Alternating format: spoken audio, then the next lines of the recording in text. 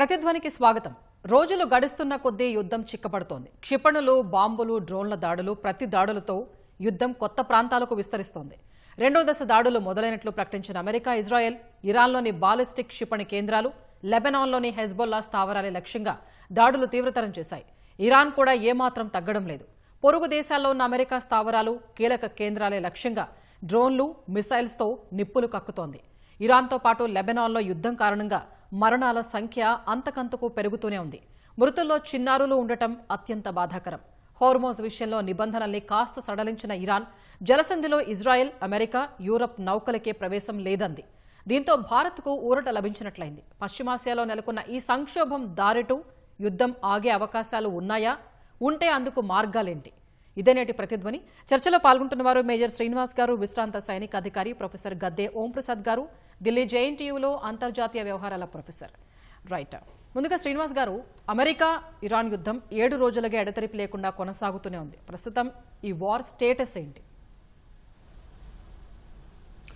Madam, ఇది last 7 డేస్గా కొనసాగుతున్నటువంటి ఈ వార్ పట్ల ప్రపంచం యొక్క అంచనాలు ఏంటి అంటే, ఇరాన్ చాలా త్వరగా విడ్రా అయిపోతుంది, లేదా ఇరాన్కి పై చేయి ఉండదు, అమెరికా ఇజ్రాయెల్ది పై చేయి ఉంటుంది అని అనుకున్నారు.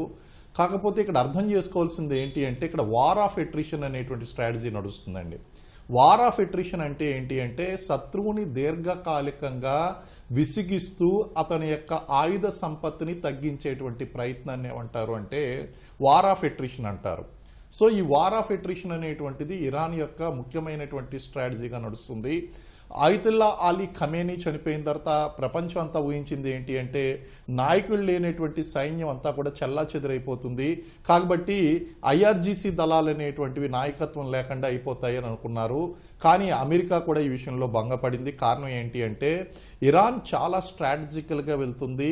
అమెరికా యొక్క మిత్ర దేశాలు ఏదైతే ఉన్నాయో, లేదా అమెరికాకి సపోర్ట్ చేస్తున్నటువంటి బేసెస్ ఏదైతే ఉన్నాయో, ఆ బేసెస్ అన్నిటి మీద కూడా అటాక్ చేస్తూ పరోక్షంగా అమెరికా మీద ఒత్తిడి తీసుకుంటూ వస్తుందండి. ఓ రకంగా చెప్పాలి అంటే, ఇరాన్ అనేటువంటిది ఏ విధంగానూ కూడా వెనకడుగు వేయడం లేదు. అటు ఇజ్రాయెల్కి కానీ అమెరికాకి కానీ భయపడేటువంటి విధంగా లేదు. అండ్ ఏం చేస్తుందంటే, చాలా టాక్టికల్గా గెర్ల చిన్న దళాలను పంపిస్తూ వెరీ ప్రెసిషన్ టార్గెటింగ్ అనేటువంటి చేస్తూ ఆ యొక్క బలాలు ఏదైతే ఉన్నాయో, అమెరికా యొక్క ఆ గల్ఫ్లో ఏరియాలో ఉన్నటువంటి అమెరికా యొక్క స్థావరాలు, బలాలు, డేటా సెంటర్లు, రిఫైనరీసు, అలాగే డిస్టిలరీ వాటర్ సెంటర్స్ ఏదైతే ఉన్నాయో, ఆ యొక్క వాటర్ ప్యూరిఫైయర్ సెంటర్స్, ఇటువంటి వాటి మీద అన్నిటిగా కూడా క్రూషియల్గా మౌలిక సదుపాయాల మీద దాడులు అనేటువంటి చేస్తుంది. ఇరాన్ మొత్తం 7 రకాలైనటువంటి వ్యూహాలు ఇందులో పాటిస్తుందండి. ఇందులో సైకలాజికల్ వార్ఫేర్ ఉంది, రీజనల్ ఎస్కలేషన్ స్ట్రాటజీ ఉంది, అలాగే వార్ ఆఫ్ ఎట్రిషన్ అనేటువంటిది నడుస్తూ ఉంది. ఇవన్నీ కూడా చేస్తూ ఆయిల్ ఎనర్జీ మీద ఒకసారి ప్రెషర్ క్రియేట్ చేస్తూ హార్ముజ్ జలసంధి మీద ఎప్పుడైతే పట్టు బిగించిందో ఆటోమేటిక్గా ఆయిల్ సెక్యూరిటీ అనేటువంటిది వస్తుంది. ఆ చుట్టూ ఉన్నటువంటి రీజనల్ ఎస్కలేషన్లో మ్యాట్రిక్స్లో భాగంగా చుట్టూ ఉన్నటువంటి దేశాలు ఏదైతే ఉన్నాయో అమెరికాను తిడతారు, నువ్వు అనవసరంగా యుద్ధాన్ని ప్రారంభించావు, ఇప్పుడు మీ అందరం సఫర్ అవ్వాల్సి వస్తుంది, మా కీలకమైనటువంటి సదుపాయాలు అనేటువంటివి అటాక్ చేస్తుంది ఇరాన్ అని చెప్పి పరోక్షంగా ప్రెషర్ పెట్టేటువంటి అవకాశం ఉంది. కాబట్టి ఇది ఇరాన్ ఆల్రెడీ డిసైడెడ్ అండి. ఇదేదో జస్ట్ 5 రోజుల్లోనూ 10 రోజుల్లోనూ తేల్చుకునేటువంటి యుద్ధం కాదని చెప్పేసి అనుకుంది. వార్ ఆఫ్ ఎట్రిషన్ అనేటువంటిది గతంలో ఇరాన్ ఇరాక్ మధ్య కూడా 8 సంవత్సరాలు నడిచిందండి. అలాగే వియత్నాంకి అమెరికాకి మధ్య జరిగినటువంటి వార్ ఏదైతే ఉందో దాన్ని కూడా మనం వార్ ఆఫ్ ఎట్రిషన్గా మనం చెప్పచ్చు. అంటే శత్రువుని దీర్ఘకాలికంగా బలహీనపరుస్తూ చికాకు పెట్టేటువంటి వ్యూహం ఏదైతే ఉందో ఆ వ్యూహం అనేటువంటిది ఇరాన్ ఈరోజు అమలు చేస్తుందండి. కాబట్టి మనం ఏదో వెంటనే ముగిసిపోతుంది అనుకునేటువంటిది ఏదైతే ఉందో అది ఖచ్చితంగా అది వారాల పాటో లేకపోతే ఏదో కాదు, ఖచ్చితంగా ఇది నెలల పాటు, సంవత్సరాల పాటు నడవడానికి పూర్తి వ్యూహాన్ని ఇరాన్ రచించింది. ఇరాన్ ఏమాత్రం కూడా వెనక్కి తగ్గేటువంటి అవకాశం లేదు. కాబట్టి ప్రస్తుతం ఆ విధంగా నడుస్తుందండి. ఓకే, ఓంప్రసాద్ గారు, కొత్త ప్రాంతాలకు విస్తరిస్తున్న యుద్ధంలో బాలిస్టిక్ క్షిపణి కేంద్రాలు, అణుశుద్ధి, అణు విద్యుత్ కేంద్రాలే లక్ష్యమవుతున్నాయి. సో వీటన్నిటి బట్టి చూస్తే యుద్ధం ఎటు మళ్ళుతోంది అనుకోవచ్చు. నమస్కారం అండి. ఇందాక శ్రీనివాస్ గారు చెప్పినట్టుగా ఇది ఈ కొంతకాలం వరకు నడిచే యుద్ధం కాదండి, చాలా దీర్ఘకాలికమైనటువంటి యుద్ధంగా మనం పరిణమించడాన్ని మనము చూడొచ్చు. ముఖ్యంగా ఒక సాధారణమైనటువంటి ఘర్షణల నుంచి ఒక వ్యూహాత్మకమైనటువంటి యుద్ధం నుంచి ఒక దీర్ఘకాలికమైనటువంటి యుద్ధంగా ఇది పరిణమిస్తుందన్న విషయాన్ని మనం గమనించవచ్చు. రెండు దేశాలు కూడా, అటు ఇజ్రాయెల్, యునైటెడ్ స్టేట్స్, తర్వాత ఇటు ఇరాన్, రెండు కూడా పరస్పరంగా, అంటే ఇరాన్ కు ఉన్నటువంటి అణు సామర్థ్యాన్ని నిలువరించడానికి అన్ని శుద్ధి కేంద్రాలని పైన దాడి చేయటం, ఆ తర్వాత ఇరాన్ కు ఉన్నటువంటి సైనిక బలాన్ని దెబ్బతీయటానికి ఆ మిసైల్ కేంద్రాలని టార్గెట్ చేసుకోవటం, డ్రోన్ కేంద్రాలని టార్గెట్ చేసుకోవటం, ఇరాన్ నేవీని దెబ్బతీయటానికి వాటిపైన టార్గెట్ చేసుకోవటం, ఇటు ఇరాన్ అటు అమెరికన్ ఎంబసీస్ పైన, అమెరికన్ బేసెస్ పైన, వివిధ దేశాల్లో, అంటే గల్ఫ్ కోఆపరేషన్ కౌన్సిల్ లో ఉన్నటువంటి దేశాలపైన దాడులకు తెగబడటం, ఇవన్నిటిని చూస్తా ఉంటే ఒక దీర్ఘకాలికమైనటువంటి యుద్ధానికి మనము దీన్ని చూడవచ్చు. రెండో విషయం ఏంటంటే, ఇది ఇంతవరకు గ్రౌండ్ ఆపరేషన్స్ కి అమెరికా ఇంకా దిగలేదు. అప్పుడు దిగితే మాత్రం ఇంకా మరింత విస్తరించినటువంటి ఒక యుద్ధంగా మనం చూడొచ్చు. ఎందుకంటే ఐఆర్జీసీ అనేది ఇరాన్ లో ఒక పటిష్టమైనటువంటి సైనిక విభాగం. అవి స్ట్రీట్ ఫైట్ కి మనము దారి తీస్తే, ఇరాక్ లో సద్దాం హుస్సేన్ ముందు, తర్వాత సద్దాం హుస్సేన్ తర్వాత ఏర్పడినటువంటి పరిస్థితులు ఇరాన్ లో ఏర్పడే అవకాశం ఉంది. అట్లా జరిగితే ఇది మరింత దీర్ఘకాలికమైనటువంటి యుద్ధంగా మనం చూడవచ్చు. అయితే ముఖ్యంగా అమెరికా ఆబ్జెక్టివ్స్ ఏంటి అన్న విషయాన్ని మనం గమనించినట్లయితే యుద్ధ పరిస్థితి ఏంటి అన్న విషయం మనకు తెలుస్తుంది. ఫస్ట్, అమెరికా ఇరాన్ కు ఉన్నటువంటి అణు ఆయుధాలను డెవలప్ చేసే ఒక కెపాసిటీని దెబ్బతీయటాన్ని అమెరికా తన ఫస్ట్ ఆబ్జెక్టివ్ గా పెట్టుకుంది. అది కొంతవరకు విజయం సాధించిందని చెప్పుకోవచ్చు. రెండవది, ఇరాన్ కు ఉన్నటువంటి మిసైల్ సిస్టమ్స్ ని, డ్రోన్ సిస్టమ్స్ ని దెబ్బతీయటం అమెరికా రెండవ ఆబ్జెక్టివ్. దాన్ని కూడా కొంతవరకు అది సాధించినది కూడా చెప్పుకోవచ్చు. మూడో విషయం, ఇరాన్ కు ఉన్నటువంటి మిలిటరీ పవర్ ని దెబ్బతీయటం, ముఖ్యంగా ఐఆర్జీసీని దెబ్బతీయటం అనేది మూడో లక్ష్యం. అది ఇంకా స్టార్ట్ అయినట్టు మనం చూడట్లేదు. ఎందుకంటే దాదాపు 2 లక్షల మంది సైనికులు ఐఆర్జీసీ లో ఉన్నారు. మొత్తం ఓవరాల్ 6 లక్షల మంది సైనిక వ్యవస్థల్లో. నాలుగవది, ఇరాన్ ఉన్నటువంటి రీజనల్ ఇన్ఫ్లుయెన్స్ ని దెబ్బతీయటం అనేది అమెరికా లక్ష్యంగా చూడొచ్చు. అది ఇంకా కొంతవరకు మాత్రమే సఫలీకృతమైంది, ఇంకా చాలా ముందు. ఐదో విషయం ఏంటంటే, ఒక పొలిటికల్ చేంజ్ ని ఇరాన్ లో తీసుకువచ్చే ప్రయత్నం అమెరికా చేస్తా ఉంది. అది ఇంతవరకు కూడా సఫలీకృతం కాలేదు. ఖొమైనీ గారిని హతమందించిన తర్వాత ముస్తఫా ఖొమైనీ టేక్ ఓవర్ చేసుకోవటం, పొలిటికల్ చేంజ్ అమెరికా అనుకున్నంత విధంగా సఫలం కాకపోవటం మనం కూడా చూడవచ్చు. సో ఇవన్నీ చూస్తే ఒక దీర్ఘకాలికమైనటువంటి యుద్ధంగా ఇది మారుతుండటాన్ని మనం గమనించవచ్చు. ఓకే, శ్రీనివాస్ గారు, కొత్త సుప్రీం లీడర్ గా ఖమేనీ కుమారుణ్ణి ఒప్పుకోమన్న ట్రంప్ ఎన్నికలో తనను భాగస్వామ్యం చేయాలని, లేదంటే ఇరాన్ సమయం వృధా అన్నారు. ఎలా చూడాలి తన వ్యాఖ్యల్ని? ఇప్పుడు ట్రంప్ స్టార్ట్ చేసిందే దేనికోసం స్టార్ట్ చేశాడు అంటే, అక్కడ ఉన్నటువంటి ఇరాన్లో ఉన్నటువంటి రెజిమ్ని చేంజ్ చేయాలి అనేటువంటి ఉద్దేశంతో స్టార్ట్ చేసేయండి. ఎప్పుడైతే అక్కడ అమెరికన్ దళాలు ఆయతుల్లా అలీ ఖమేనీని చంపేశారో, ఆటోమేటిక్గా ఏమనుకున్నారంటే లొంగిపోతుందేమో అనుకున్నారు. కానీ అనూహ్యంగా అందరూ ఊహించిందే, ఇక్కడ ఇరాన్లో ఉన్నటువంటి వాళ్ళు ముస్తఫా ఖమేనీ ఆయన యొక్క కుమారుడు ఎవరైతే ఉన్నాడో ఆయన ఇమీడియట్గా పగ్గాలు సుప్రీం లీడర్గా చేపట్టడం అనేటువంటి జరిగింది. ఇది అమెరికా ఊహించినటువంటి సంఘటన. ఖచ్చితంగా ఒకవేళ వాళ్ళు నాయకుడిని చంపేసినా సరే మళ్ళీ ఫర్దర్గా సుప్రీం లీడర్గా అవ్వడం కోసం వాళ్ళ దగ్గర ఇంకా లీడర్స్ అనేటువంటి వాళ్ళు ఉన్నారు. వాళ్ళ యొక్క ఎంటైర్ ఉద్దేశం ఏంటి అంటే, అమెరికాకు అనుకూలంగా ఉన్నటువంటి ప్రభుత్వాన్ని ఇరాన్లో తీసుకుని రావాలి. అది తీసుకుని వచ్చిన తర్వాత ఏ విధంగా అన్నా సరే అక్కడ ఉన్నటువంటి చమురు నిల్వలపై కానీ లేకపోతే ఆయిల్ సెక్యూరిటీ మీద కానీ ఆధిపత్యం సాధించాలి. మీరు వెనిజులాలో చూడండి, వెనిజులాలోనే ఇదే చేశారు. అలాగే గతంలో ఇరాక్ మీద అమెరికా యుద్ధం చేసినప్పుడు కూడా ఇదే చేసింది. అండ్ ప్రపంచంలో ఉన్నటువంటి అన్ని దేశాల మీద కూడా అమెరికా చేస్తుంది ఏంటి అంటే, ఈ వాణిజ్య యుద్ధం అనేటువంటి చేయడంతో పాటు ఆ యొక్క వాణిజ్యం కోసం, వ్యాపారం కోసం, అమెరికా యొక్క విధానాలకు అనుకూలంగా ఉండడం కోసం వివిధ దేశాల్లో అధ్యక్షుల్ని మార్చడం లేదా అక్కడ ఉన్నటువంటి పాలనను మార్చడం అనేటువంటిది చేస్తుంది. 1945 నుంచి ఇప్పటి వరకు కూడా మనం చూసుకున్నట్లయితే దాదాపు 20-25 దేశాల్లో అమెరికా ఈ పని చేసిందండి.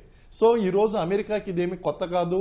అసలు ఇరాన్తో యుద్ధానికి రావడానికి గల ఉన్నటువంటి హిడెన్ రీజన్ ఏంటి అంటే, హిడెన్ రీజన్ ఏముంది, అక్కడ ట్రంప్ కూడా చాలా క్లియర్గా చెప్పాడు, నేను ఎట్టి పరిస్థితులు అన్నా సరే అక్కడ పరిపాలన మారుస్తాను, నాయకుడిని మారుస్తాను అన్నాడు. ప్రజలకు పిలుపు ఇవ్వడం అనేటువంటి జరిగింది. ఇది సరైనటువంటి సమయం, మీరు నాయకత్వాన్ని మార్చుకోండి అని చెప్పేసి అన్నాడు. అంటే తనకు అనుకూలంగా మాట వినేటువంటి ప్రభుత్వాన్ని తీసుకురావాలి అని చెప్పి అక్కడ ట్రంప్ ప్రయత్నిస్తున్నాడు. ఈ ప్రయత్నంలో భాగంగా వాళ్ళ మీద ఒత్తిడి తీసుకురావాలి అని చెప్పి ఇజ్రాయెల్ని వాడుకోవడం అనేటువంటి జరిగింది. ఇజ్రాయెల్కి ఏంటి అంటే హమాస్ నుంచి, హిజ్బుల్లా నుంచి దాడుల్ని ఎదుర్కోవడం కోసం, అలాగే ఇరాన్ దానికి మద్దతు ఇస్తుంది కాబట్టి ఆటోమేటిక్గా అది దాడి చేయడం అనేటువంటి జరిగింది. సో ఈ ఇద్దరు చేస్తున్నటువంటి దాడులను కూడా సమర్థవంతంగా ఐఆర్జీసీ దళాలు అనేటువంటివి తిప్పికొడుతున్నాయి. ఏమాత్రం కూడా భయపడేటువంటి విధంగా లేదు. అదేవిధంగా అన్నిటికంటే మెయిన్ ఏంటంటే అమెరికా యొక్క 5th ఫ్లీట్ ఏదైతే ఉందో అది బహ్రెయిన్లో ఉందండి. ఈ అమెరికా యొక్క 5th ఫ్లీట్ మీద టార్గెట్ చేసింది. అది గనక జరిగింది అంటే గనక అమెరికాకి గట్టి దెబ్బ అనేది తగులుతుందండి. ఖచ్చితంగా ఇక్కడ ఉన్నటువంటి నాయకత్వం ఏదైతే ఉందో ఆ నాయకత్వాన్ని ట్రంప్ అంగీకరించేటువంటి పరిస్థితుల్లో లేడు కాదు. కాబట్టి మొస్తాబా ఖమేనీ వచ్చినప్పటికీ కూడా ఈ యుద్ధం అనేటువంటిది కొనసాగుతుంది. ఆయన ఉద్దేశం ఏంటి అంటే ముస్తాబా ఖమేనీ అనేటువంటి వ్యక్తి అమెరికాకి అనుకూలంగా అన్న మారాలి, లేదా అమెరికాకి అనుకూలంగా ఉన్నటువంటి వ్యక్తి ఇక్కడ ఇరాన్లో సుప్రీం లీడర్గా అన్న మారాలి. ఈ రెండు జరిగేంత వరకు కూడా ఈ యొక్క యుద్ధాన్ని కొనసాగిస్తాడు ట్రంప్. ఓకే, ఓంప్రసాద్ గారు, ప్రజలే ఇరాన్ అధికారాన్ని హస్తగతం చేసుకోవాలి, రెజా పహ్లవి చాలా మంచి మనిషి. ఇటీవల ట్రంప్ చెబుతున్న ఈ మాటల వెనక అంతరార్థం ఏంటి? దీనికి మనం కొన్ని వ్యూహాత్మకమైనటువంటి రాజకీయ ఉద్దేశాలతో పాటు ఈ ట్రంప్ గారు ఇలాంటి వ్యాఖ్యలు చేస్తున్నారని చెప్పి మనం అనుకోవచ్చు అండి. ఎందుకంటే గతంలో ఇరాక్ యుద్ధం తర్వాత, అంటే సద్దాం హుస్సేన్ ని గద్దెదించిన తర్వాత ఒక నాయకత్వ లోపం అక్కడ ఏర్పడింది. ఆ యొక్క అనుభవాలు, అంటే ఆ నాయకత్వ లోపం తర్వాత ఇరాక్ లో ఒక మిలిటెంట్ వ్యవస్థ అన్నది పుట్టుకొచ్చింది. దానికి ఉదాహరణ ఐసిస్ లాంటి తీవ్రవాద రాడికల్ ఇస్లామిక్ గ్రూప్స్ అక్కడ పుట్టుకొచ్చి అది ఆ ప్రాంత భౌగోళికంగా రాజకీయంగా అస్తవ్యస్తమైనటువంటి పరిస్థితులు అక్కడ సృష్టించబడ్డాయి. అలాంటి అనుభవాలు పునరావృతం కాకుండా ఇరాన్ లో గనక నాయకత్వ మార్పు జరిగితే, అంతకు ముందు ఉన్నటువంటి రెజా పహ్లవి ఎవరైతే దేశం విడిచి వెళ్ళిపోయారో మనం చూసాము. గత కొన్ని నెలలుగా ఇరాన్ లో జరిగినటువంటి కొన్ని రాజకీయ పరిస్థితుల వల్ల రెజా పహ్లవి గవర్నమెంట్ ని తిరిగి పునః ప్రతిష్ఠించాలి అని చెప్పేసి కొన్ని వర్గాల ప్రజలు డిమాండ్ చేయటం, పహ్లవి గారు కూడా నేను ఇరాన్ కి నాయకత్వం వహించడానికి సిద్ధంగా ఉన్నాను అని చెప్పి ప్రకటనలు చేయటం మనం అవన్నీ చూసాము. అంటే ప్రజా తిరుగుబాటు సందర్భంగా, ప్రజా ఉద్యమాల సందర్భంగా, అంటే ఒక రకమైనటువంటి పరిస్థితుల్లో, అంటే అనుకూలమైనటువంటి పరిస్థితుల్లో అక్కడ సృష్టించటం. ఆ తర్వాత ఒకవేళ నాయకత్వం మార్పు కనుక జరిగితే ఒక స్థిరమైన నాయకుడు ఉన్నాడు, ఆల్టర్నేటివ్ ఒకటి ఉంది, ప్రజలు ఇబ్బంది పడవలసిన పని లేదు, ప్రజలు చేయాల్సిన పని లేదన్న ఒక వాతావరణాన్ని అక్కడ సృష్టించడానికి ట్రంప్ కృషి చేస్తున్నారని చెప్పేసి కూడా మనం అనుకోవచ్చు. అంటే ఒక సైకలాజికల్ అండ్ ఇన్ఫర్మేషన్ వార్ఫేర్ గా దీన్ని మనము చూడవచ్చు. ఆ తర్వాత ప్రపంచానికి కూడా, అంటే డొమెస్టిక్ పాలిటిక్స్ తో పాటు రీజనల్ పాలిటిక్స్ తో పాటు ప్రపంచానికి కూడా ఒక సందేశం ఇస్తున్నట్టుగా, అంటే అమెరికా ప్రజలందరికీ మేము ప్రజాస్వామ్యానికి మద్దతు ఇస్తున్నాము, ఒక స్థిరమైనటువంటి ప్రభుత్వానికి మద్దతు ఇస్తున్నాము, అన్యాయమైనటువంటి పాలనను ఎదుర్కోవటానికి ఇరాన్ ప్రజలకి ఒక అవకాశం ఇస్తున్నాము అని చెప్పేసి ఒక వాతావరణాన్ని సృష్టించడానికి, ఒక సదభిప్రాయం సృష్టించడానికి ట్రంప్ ఇలాంటి ప్రకటనలు చేస్తున్నారని కూడా అనుకోవచ్చు. నాలుగో కారణం ఏంటంటే చర్చలకు ఒక సానుకూలమైనటువంటి దృక్పథం, అంటే ఒత్తిడిని సృష్టించి, అంటే మానసికమైనటువంటి ఒత్తిడిని సృష్టించి, ఒకవేళ మీరు మా మాట వినకపోతే మేము రెజా పహ్లవిని అధ్యక్షుడిగా చేస్తాము, రాజకీయ నాయకుడిగా చేస్తాము అని చెప్పేసి ఒక ఒత్తిడి సృష్టించడానికి కూడా ప్రయత్నం చేస్తున్నాడని చెప్పి కూడా మనం అనుకోవచ్చు. ఓకే, శ్రీనివాస్ గారు, ఇరాన్ ప్రభుత్వాన్ని కూల్చేందుకు కుర్దులు కలిసి రావాలని, అందుకు ఆయుధాలు సరఫరా చేస్తామని ట్రంప్ పిలుపునిచ్చారు. అసలు ఎవరి కుర్దులు, వారికి అంత బలం ఉందా? ఈ వార్ స్ట్రాటజీలో భాగంగా ఎప్పుడైతే ఇప్పుడు శత్రువు మనకు మిత్రుడు అంటారు కదండి, ఆ విధంగా ఇప్పుడు ఇరాన్లో ఏదో రకంగా అలజడి సృష్టించాలి. ఐఆర్జీసీ దళాలు అనేటువంటివి ఇరానియన్ రెవల్యూషనరీ గార్డ్ కోర్ అనేటువంటి చాలా బలంగా ఉంది. ఇప్పుడు వాళ్ళ యొక్క మొరాల్ కూడా చాలా హైగా ఉంది. కాబట్టి వీళ్ళని డైవర్సిఫైడ్ చేయాలి అంటే ఇంటర్నల్ సెక్యూరిటీ ప్రాబ్లమ్స్ ఏదో ఒకటి సృష్టించాలి. ఇప్పుడు ఈ కుర్దులు అనేటువంటి వాళ్ళు అసలు ఎవరు అనేటువంటిది మనం చూస్తే, కుర్దులకు ఒక దేశం అంటూ లేదు. వీళ్ళు ఎక్కడెక్కడ ఉంటారు మనకి? టర్కీ, ఇరాక్, సిరియా, ఇరాన్లో ఉండేటువంటి ఒక జాతి ఏంటి అంటే కుర్దులు. మనకి ఈ టర్కీ వాళ్ళు తుర్క్మెనిస్తాను, లేకపోతే మనకి విదర్భ వాళ్ళు ఒక ప్రత్యేక ప్రాంతం కావాలని ఏ విధంగా అయితే కోరుకుంటున్నారో ఆ విధంగానే ఇక్కడ ఉన్నటువంటి ఈ కుర్దులు ఎవరైతే ఉన్నారో వీళ్ళందరికీ కూడా కుర్దిస్తాన్ కావాలి అని చెప్పి అంతర్జాతీయంగా పోరాటం చేస్తున్నారు. వీళ్ళు ఎప్పటి నుంచో కూడా ఇరాన్లో అనేక రకాలైనటువంటి ఉద్యమాలు చేసినటువంటి నేపథ్యం ఉంది. వీళ్ళకి కావాల్సింది ఏంటి అంటే ఒక ప్రత్యేకమైనటువంటి దేశం కావాలి, కుర్దిస్తాన్ అనేటువంటి దేశం కావాలి. కాబట్టి దానికోసం వాళ్ళు యుద్ధం చేస్తున్నారు. ఇప్పుడు ఏంటి అంటే ట్రంప్ యొక్క పారినటువంటి పన్నాగం ఏంటి అంటే, ఇప్పుడు ఇరాన్కి గనక ఈ సమయంలో కుర్దులకు గనక మద్దతు ఇచ్చి వాళ్ళ చేతికి గనక ఆయుధాలు ఇస్తే గనక ఇమీడియట్గా వాళ్ళు ఏం చేస్తారంటే, ఒక పక్కనేమో వీళ్ళు అమెరికా ఇజ్రాయెల్తో పోరాటం చేయవలసి వస్తుంది, మరో పక్కన కుర్దులు చేసేటువంటి ఆ యొక్క సాయుధ పోరాటం ఏదైతే ఉందో ఆ సాయుధ పోరాటాన్ని కూడా ఎదుర్కోవలసి ఉంటుంది. ఈ రెండింటిని కలిపి ఎదుర్కోవడం అనేటువంటిది ఐఆర్జీసీ దళాలకి చాలా కష్టం కాబట్టి వాళ్ళు వీక్ అయిపోతారు ఆటోమేటిక్గా. కాబట్టి ఈ కుర్దిస్తాన్ ఉద్యమాన్ని రెచ్చగొట్టడం కోసం ఈ ట్రంప్ ఏం చేస్తున్నాడు అంటే వాళ్ళకి ఆయుధాలు ఇస్తాము అని చెప్పేసి చెప్తున్నాడు. చూసినట్లయితే ఇరాక్, సిరియాలో కూడా. అయితే శ్రీనివాస్ గారు, ఇప్పుడు ఏవైతే ఇప్పుడు ఈ క్షిపణి నిల్వలు ఉన్నాయో పెంటగాన్ ఏం చెప్తోందంటే ఇంకొక 10 days కనుక ఈ వార్ ఇట్లాగే కొనసాగితే ఆ క్షిపణి నిల్వలు తగ్గిపోతాయి యుఎస్ దగ్గర అని చెప్తోంది. అసలు ఇందులో నిజం ఎంత ఉంది? ఇది పార్ట్ ఆఫ్ స్ట్రాటజీ అని కూడా అనొచ్చు. కానీ ఇందులో ఒక రకంగా చెప్పాలి అంటే అమెరికా ఒక రకంగా ఇరాన్ ఉచ్చులో బిగుసుకుందండి.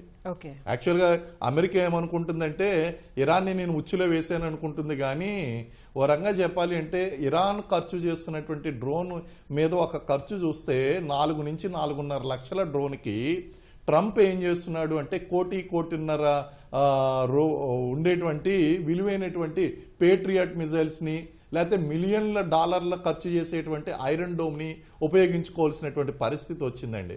అంటే ఇక్కడ ఏం చేస్తున్నాయంటే ఐఆర్జీసీ దళాలు చాలా తెలివిగా వీళ్ళ దగ్గర ఉన్నటువంటి ఆయుధ నిల్వలు ఏదైతే ఉన్నాయో ఆయుధ నిల్వలు అనేటువంటివి తగ్గించేటట్టు వీళ్ళు విపరీతమైనటువంటి ఖర్చు వచ్చేటట్టు చేస్తున్నాయి. ఇది ఇరాన్ దళాలు చాలా తెలివిగా చేస్తున్నాయి.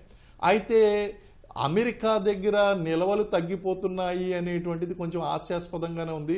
ఆ పెంటగాన్లో ఉన్నటువంటి వాళ్ళు ఎవరన్నా సరే మా దగ్గర ఆయుధాలు తగ్గిపోతున్నాయంటే ఈ యొక్క వార్ఫేర్లో భాగంగా ఏమంటారంటే మా దగ్గర ఇంకా చాలా ఉన్నాయని చెప్తారు తప్ప ఇవి బయటికి లీక్ అయ్యేటువంటి విషయాలు కాదు.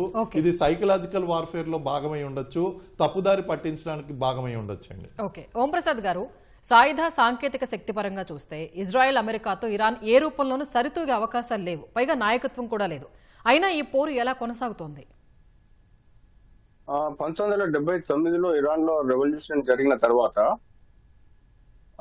అంటే ఇరాన్ 1979 నుంచి కూడా రెండు దేశాల మధ్య ఒక ఉద్రిక్తమైనటువంటి వాతావరణం నెలకొన్న విషయం మనకు తెలిసిందే. అమెరికా ఇరాన్ మధ్య ఇరాన్ కి ఖచ్చితంగా ఒక అంచనా ఉంది. ఇజ్రాయెల్ యునైటెడ్ స్టేట్స్ ఎప్పటికైనా కూడా తన ఉనికికి ప్రమాదకరంగా దాడులు చేస్తాయి, తనకి ఉనికికి ప్రమాదకరం అని చెప్పేసి అప్పటి నుంచి కూడా అది తన పెట్టుబడులు ఎక్కువ కూడా మిసైల్ డెవలప్మెంట్ ప్రోగ్రామ్స్ కి, తర్వాత న్యూక్లియర్ డెవలప్మెంట్ ప్రోగ్రామ్స్ కి, ఆ తర్వాత డ్రోన్ డెవలప్మెంట్ ప్రోగ్రామ్స్ పైన పెట్టుబడులు పెట్టింది. సో ఆ విధంగా చూస్తే అమెరికా ఇజ్రాయెల్ దగ్గర ఉన్నటువంటి టెక్నాలజీ ఇరాన్ దగ్గర లేకున్నప్పటికీ కూడా తన దగ్గర ఉన్నటువంటి ఈ టెక్నాలజీ ద్వారా అంటే మిసైల్స్ తర్వాత డ్రోన్స్ ఉన్నటువంటి టెక్నాలజీ పరంగా చూస్తే ఒక సిమెట్రిక్ వార్ఫేర్ అని చెప్పేసి కూడా మనం అనుకోవచ్చు. అంటే చాలా తక్కువ ఖర్చు తోటి ఎక్కువ నష్టాన్ని కలిగించే ఒక వ్యూహాన్ని ఇరాన్ రచించింది, అది ఫాలో అవుతుంది అని చెప్పేసి మనం అనుకోవచ్చు. రెండవది, ఇరాన్ మొదటి నుంచి కూడా అంటే గత 20 సంవత్సరాల నుంచి కూడా తన చుట్టుపక్కల ఉన్నటువంటి దేశాల్లో కొన్ని మిలిటెంట్ గ్రూప్స్ ని డెవలప్ చేసి అంటే లెబనాన్ లో హిజ్బుల్లా, ఇటు యెమెన్ లో హౌతీస్, అటు గాజాలో హమాస్, ఇలాంటి ఒక మిలిటెంట్ గ్రూప్స్ ని ఏర్పాటు చేసుకొని వాటిని ప్రాక్సీ నెట్వర్క్స్ అనేది మనం అంటా ఉంటాం. అంటే మిత్ర గ్రూపులు ఒకవేళ ఇరాన్ కి కనుక ఎలాంటి ప్రమాదం కనుక వాటించినట్లయితే అవి కూడా తన తరఫున బరిలోకి దిగేసి ఇజ్రాయెల్ అమెరికా అఫేర్స్ పైన దాడి చేసే ఒక వ్యూహాన్ని కూడా ఇరాన్ ఫాలో అయింది, వాటిని కూడా డెవలప్ చేస్తుంది. మూడో విషయం ఏంటంటే ఇరాన్ దగ్గర ఉన్నటువంటి అతి ముఖ్యమైనటువంటి స్ట్రాటజీ ఏంటంటే తన భౌగోళికంగా ఉన్నటువంటి తన ప్రాంతాన్ని ఉపయోగించుకోవటం. అంటే హర్ముజ్ జలసంధి పైన దీర్ఘకాలంగా ఒక వ్యూహాత్మకమైనటువంటి పట్టు కొనసాగించి ఇతర దేశాలు చమురు సరఫరాల పైన దెబ్బతీసే విధంగా ఒక ఏదైనా ఇరాన్ పైన ఓం ప్రసాద్ గారు, సో ఇప్పుడు ఈ ఐఆర్జీసీ ప్రకటన అనేది మిగతా ప్రపంచ దేశాలకు ముఖ్యంగా భారత్ కు ఎలాంటి ఉపశమనం కలగనుంది? ఖచ్చితంగా అండి, ఎందుకంటే భారత్ దిగుమతి చేసుకుంటున్నటువంటి మొత్తం చమురు నిల్వలో దాదాపు 40% హర్ముజ్ జలసంధి నుంచే వస్తుంది. అంటే అక్కడ ఉన్నటువంటి గల్ఫ్ దేశాల నుంచే వస్తుంది. అదే చైనాకి అయితే దాదాపు 5 మిలియన్ బ్యారెల్ చమురు అక్కడ నుంచి ఎగుమతి అవుతోంది. ఇండియా దాదాపు 2.5 మిలియన్ బ్యారెల్ చమురు గల్ఫ్ కంట్రీస్ నుంచి దిగుమతి చేసుకుంటా ఉంది. సో ఒకవేళ ఇండియా హర్ముజ్ దిగ్బంధనంలో ఇండియాకి ఉపశమనం కలిగిస్తే అది మన పైన పడుతున్నటువంటి భారాన్ని మనం తగ్గించుకోవచ్చు. రెండోది ఇప్పుడు రష్యాకి వెసులుబాటు కూడా కలిగింది. అంటే ఇప్పుడు ఉన్నటువంటి బ్యారెల్ ధరలు విపరీతంగా పెరుగుతా మనం చూస్తా ఉన్నాం. $80 బ్యారెల్ ధర $100 చేరుకుంది. సో ఆ ప్రెషర్ ని తట్టుకోవడానికి ఈ ప్రకటన ఐఆర్జీసీ ఇచ్చినటువంటి వెసులుబాటు, అటు అమెరికా ఇచ్చినటువంటి వెసులుబాటు రెండు కూడా ఉపశమనం కలిగించే అవకాశం ఉందని చెప్పేసి మనం అనుకోవచ్చు. సో అయితే ఈ అమెరికా, ఇజ్రాయెల్, ఐరోపా దేశాలకు కలిగే నష్టం ఏంటి? ఒకవేళ ప్రవేశం లేదని ఐఆర్జీసీ ప్రకటించింది కాబట్టి వాళ్ళకి ఎలాంటి నష్టం ఉంది? హర్ముజ్ జలసంధి నుంచి ఐరోపా దేశాలకు వెళ్లే చమురు చాలా తక్కువ అండి. దాదాపు ఒక 0.5 మిలియన్ బ్యారెల్స్ మాత్రమే ఐరోపా దేశాలకి వెళ్తా ఉంటాయి. వాళ్ళకి ఆల్టర్నేటివ్ సోర్సెస్ ఉన్నాయి. అటు అమెరికా అనేది అతి పెద్ద చమురు ఎగుమతిదారు ముఖ్యంగా ఐరోపాకి. తర్వాత ఇప్పుడు ఈ మధ్య వచ్చినటువంటి వెనిజులా కూడా ఒక ముఖ్యమైనటువంటి చమురు ఎగుమతిదారిగా మనం చూస్తా ఉన్నాం. సో ఐరోపాకి అంత ప్రెషర్ ఐరోపా ఎకానమీ మీద పడే అవకాశం లేదు ఒక చమురుని వ్యాపారాన్ని దిగ్బంధిస్తే. ఎక్కువగా ఆసియా దేశాలు అంటే south Korea, Japan, China, India పైన ఎక్కువ ప్రభావం పడే అవకాశం ఉండేది. అది ఐఆర్జీసీ ప్రకటన నేపథ్యంలో వాటిపైన చాలా అనుకూలమైనటువంటి ప్రభావం పడుతుంది. Okay, right. ధన్యవాదాలు ఓం ప్రసాద్ గారు, శ్రీనివాస్ గారు. రైట్, ఇది వాళ్ళ ప్రతిధ్వని.